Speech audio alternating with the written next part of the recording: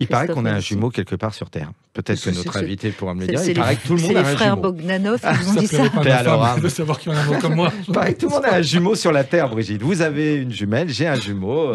Monsieur, il parle. C'est ce que vous pouvez nous dire si c'est une vue de l'esprit ou si c'est vrai. En tout cas, Fabrice Bach, vous êtes l'auteur de ce livre aux éditions Solar, Jumeaux, 25 histoires pour faire de la gémellité une force. Il y a des illustrations de Léonie Després. Alors, bien sûr, la première question que je vous pose, vous avez un jumeau?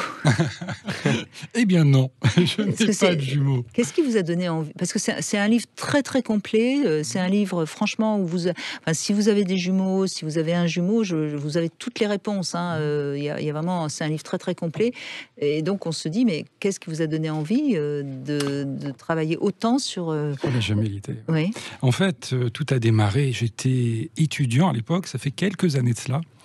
Et à l'époque, on devait travailler sur une critique d'article. Et j'avais trouvé un article un peu original sur une étude de l'INSERM qui parlait de la prénomination des jumeaux. Comment est-ce qu'on les prénomme? Je trouvais ça assez particulier que de se poser cette question-là. Et en creusant, j'ai trouvé quelque chose d'assez original. C'est-à-dire, on avait des modèles développementaux sur tout, sur le côté physique, neurophysiologique, cognitif, affectif. Il n'y avait rien de spécifique sur la gémellité. En l'occurrence, on ramenait toujours le développement des jumeaux sur celui de l'enfant unique.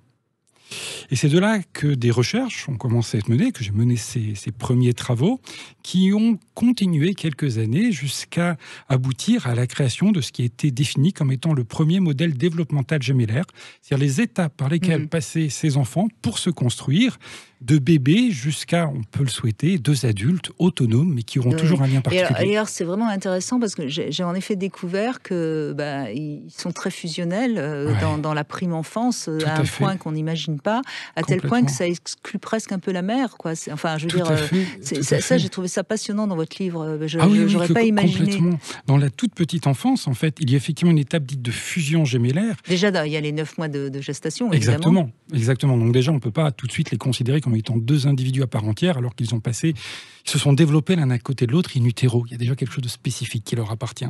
Et dans la toute petite enfance, entre la naissance et 2 ans, les parents vont effectivement les unifier en une entité, ce qui est beaucoup plus facile, en fait, pour s'en occuper. En l'occurrence, lorsque... On les habille pareil. Voilà, c'est un peu plus facile, même si globalement les parents font un peu attention, mais lorsque l'un va pleurer, on va changer les 2. Lorsqu'on va nourrir l'un, on va nourrir le second. Il est très difficile pour les parents de considérer chacun des enfants comme étant à l'origine d'une demande spécifique. Donc par facilité, ils les unifient. Et cette étape est tout à fait naturelle. On l'a longtemps diabolisée en disant « Oh mon Dieu, la fusion, attention !» Elle peut devenir problématique lorsqu'elle excède les 4 ans, 5 ans, 6 ans, voire quand elle peut se prolonger à l'âge adulte. Mais autrement, c'est une étape normale. Oui. Et curieusement, c'est pas simple pour une mère d'avoir des jumeaux.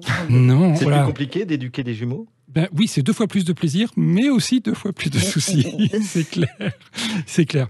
Oui, parce qu'il y a beaucoup plus de questions. C'est-à-dire déjà, les premières problématiques apparaissent au moment de l'annonce de la grossesse gémellaire. Alors même si cette grossesse est arrivée par procréation médicalement assistée. Il y en a plus, évidemment, aujourd'hui. Bien sûr, beaucoup plus. Il y en a une grossesse sur 8, je crois, si j'ai bien noté. Mais... Tout à fait. C'est beaucoup. Oui, complètement. On a eu une explosion du nombre de naissances gémellaires à partir de 81, lorsque les PMA sont développés. Il y a des raisons assez liées aux PMA. Qui ont amené donc ce développement. Et c'est vrai que même si dans la famille il peut y avoir des jumeaux, même si on sait que suite à une PMA, on risque d'avoir une grossesse multiple, lorsqu'on l'annonce aux parents, c'est comme un choc au départ déjà. Au départ, il y a cette petite caractéristique pour les mères d'être un peu extraordinaire. Je voulais un enfant unique, je me retrouve avec des jumeaux. C'est pas donné à tout le monde, qui a un côté un petit peu euphorique chez la mère. Chez le père, c'est plus pragmatique. Lui, tout de suite, il va s'asseoir, il va dire, ça y est. Il va falloir changer de voiture. De voiture, d'appartement, il va falloir trouver 2 chambres. Il accuse le choc assez vite. Les hommes sont très pragmatiques de ce côté-là. Puis après, chez les mères, il y a beaucoup de questions qui vont apparaître, beaucoup d'anxiété quant au fait de savoir bien s'en occuper. Comment faire pour nourrir les 2 enfants simultanément? Est-ce que je vais pouvoir donner autant d'amour l'un qu'à l'autre? Et là, c'est quand même une phase assez anxiogène, qui peut aussi être accrue de par le fait que c'est une grossesse qui va être extrêmement surveillée sur le plan médical, donc très médicalisée. Donc là aussi, ça accentue les phases anxiogènes. Bien sûr, bien sûr. Alors dans ce livre, à chaque fois, vous donnez les bons réflexes à avoir à tous les moments de la vie, hein, jusqu'à l'âge adulte d'ailleurs. Oui. Et on voit bien, il y a des jumeaux qui vont réussir à peu près à s'éloigner et d'autres qui vont rester en totale fusion. On parlait des Bogdanov. Alors je vais vous raconter une histoire. Ah, dites-moi. C'est ce qui va vous intéresser. À l'époque, j'étais sur l'ancienne radio et un jour, j'ai eu une femme qui a appelé, qui avait sa jumelle.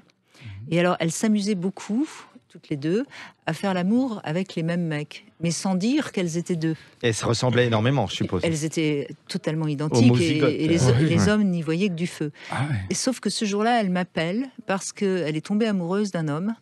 Et ça pose problème parce qu'elle ne supporte plus que sa sœur fasse aussi l'amour avec cet homme. Et elle me demandait ce que je devais faire. J'avoue que j'étais très très embêtée. Qu'est-ce que vous avez répondu, Brigitte ? Je lui ai dit, écoutez, sachez si c'est votre sœur qui est plus importante ou cet homme que vous aimez. Tout à fait. Ouais, voilà ce que j'ai répondu.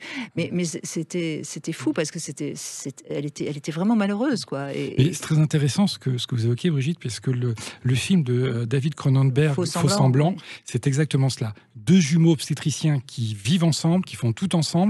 L'un qui est plus en train dans son cabinet, l'autre qui est plus dans les conférences. Et ce qui va amener la scission, c'est quand l'un va tomber amoureux d'une des patientes.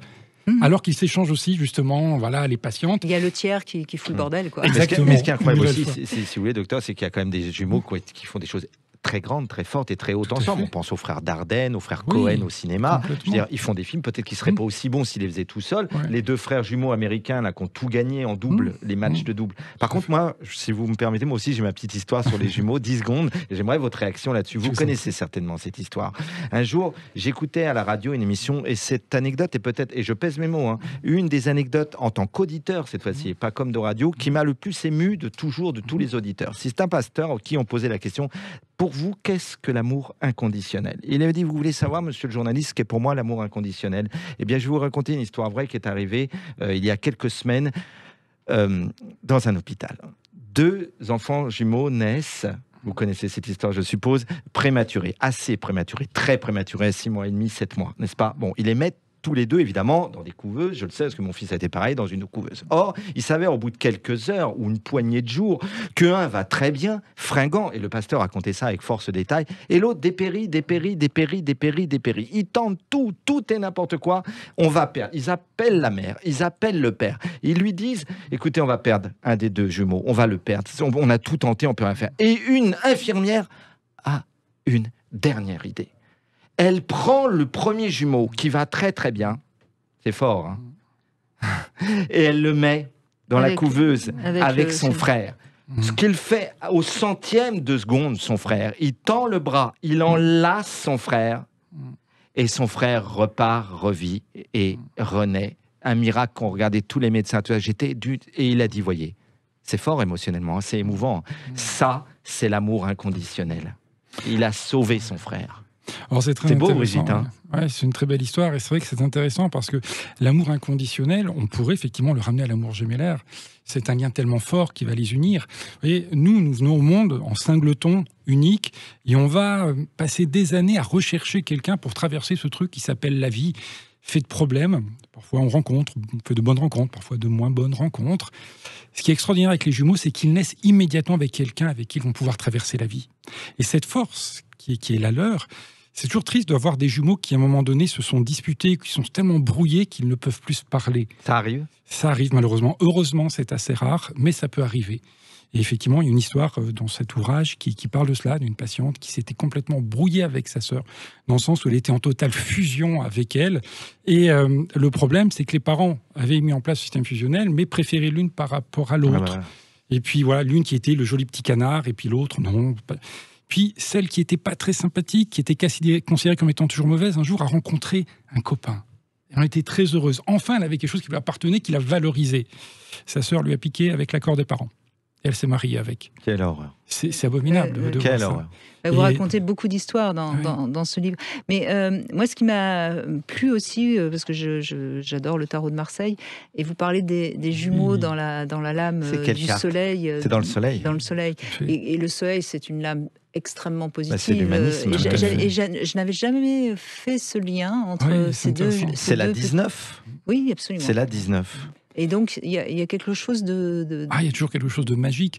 Mais est-ce que fascinent. symboliquement, ça ne veut pas dire que tous, inconsciemment, on aimerait avoir un jumeau, au fond disons qu'on est tous extrêmement fascinés par la gémellité. Oui, ça oui.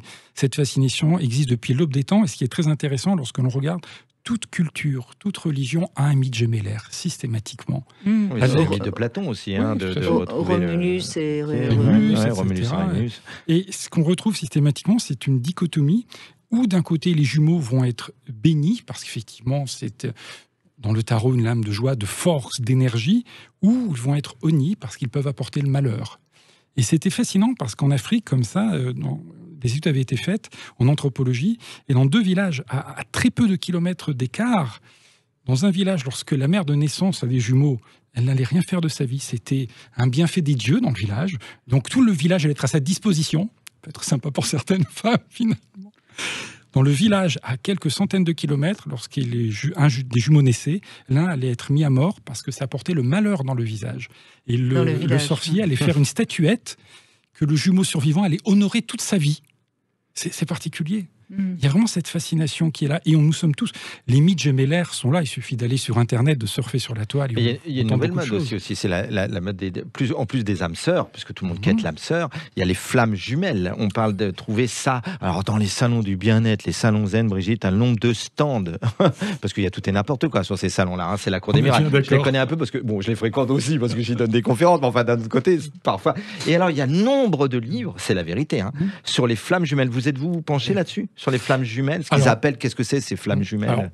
Dans d'autres registres, oui, par l'intermédiaire de patients, mais dans un autre mais là, contexte, c'est un livre assez concret. Voilà. En fait. Là, ça, sur la gémellité, pas oui. véritablement. Mais c'est intéressant ce que vous évoquez, parce qu'il y a cette recherche de la combinatoire parfaite avec un autre pour créer un couple. Et c'est très intéressant au niveau de la gémellité, parce que ce que j'ai pu constater dans l'ensemble de mes travaux et de ma pratique en tant que psychologue, c'est que lorsque l'un des jumeaux va rencontrer quelqu'un dans sa vie, il faut l'accord du co-jumeau. Systématiquement. Il faut une cooptation. Et si jamais un des conjoints se met à s'immiscer dans la relation gémellaire, ça peut arriver malheureusement parfois, je ne lui souhaite pas, s'il y a des auditeurs qui ont un conjoint jumeau, ne vous occupez pas de la relation gémellaire, parce qu'entre les deux, c'est systématiquement le conjoint qui sautera. Ah c'est le tiers, oui, bien sûr. Exactement. Bien sûr. Exactement. Plus fort. Mais c'est pour ça que j'ai trouvé très intéressant quand vous démarrer évidemment par la mère et les jumeaux. En fait, les jumeaux sont unis et c'est la mère qui est le tiers. Tout à fait, qui va les identifier, qui va les différencier, qui va les séparer. Et ça prouve bien que sur un plan inconscient, nous, on est obligé de défusionner avec la mère, tandis que les jumeaux n'ont pas à défusionner. Et quelque part, c'est... Eux, ils sont toujours en lien avec leurs co-jumeaux. C'est intéressant parce qu'on a toujours ce besoin de les différencier. Quand on regarde, par exemple, les fameux jumeaux d'Hergé, Dupont et Dupont, vous en avez un qui a les moustaches qui montent, l'autre qui a les moustaches qui descendent. Vous avez Dupont avec un T, Dupont avec un D. Hergé a éprouvé le besoin de les différencier. Parce qu'avoir 2 individus parfaitement identiques l'un à côté de l'autre, c'est très troublant. Et beaucoup de jumeaux racontent cette anecdote, notamment les jumeaux monozygotes, donc ceux qui se ressemblent totalement. Le fait d'avoir été faire ses courses un jour, de passer devant un miroir et de s'arrêter. Ah non, c'est un miroir. C'est pas mon frère ou ma sœur. Incroyable. Et les parents poussent le vice, avec beaucoup de guillemets, à les habiller exactement toujours, de la même façon. Mais certains le font. Certains le font. Bon, vraiment, tu les as vus, vraiment, ils s'habillent à 5 ans, 3 ans, 4 ans. Jeunes, je pense que c'est pas très grave, mais il y a un moment où il faut il faut pouvoir les différencier. Parce qu'effectivement, certains parents le font parfois. Parfois tombent dans cette fascination même de la gémellité. Et donc, effectivement, avoir des petites poupées comme ça, parfaites, on les habille de la même façon. Attention, parce qu'effectivement, ça peut entraîner derrière des retards développementaux, des retards d'autonomisation. Bien sûr. Alors c'est vrai que paradoxalement, ces jumeaux-là, on ne les voit pas en consultation, parce qu'ils disent bien vivre les choses. Le risque, c'est que si l'un peut décéder, que va-t-il se passer avec l'autre ? C'est d'ailleurs un chapitre du livre, en effet. C'est vraiment très intéressant. Ça s'appelle Jumeaux, 25 histoires pour faire de la gémellité une force. C'est aux éditions Solar. Merci beaucoup, Fabrice Bach, d'être venu nous raconter toutes ces histoires. Merci beaucoup. Merci à vous. On fait une petite pause et on se retrouve dans un instant.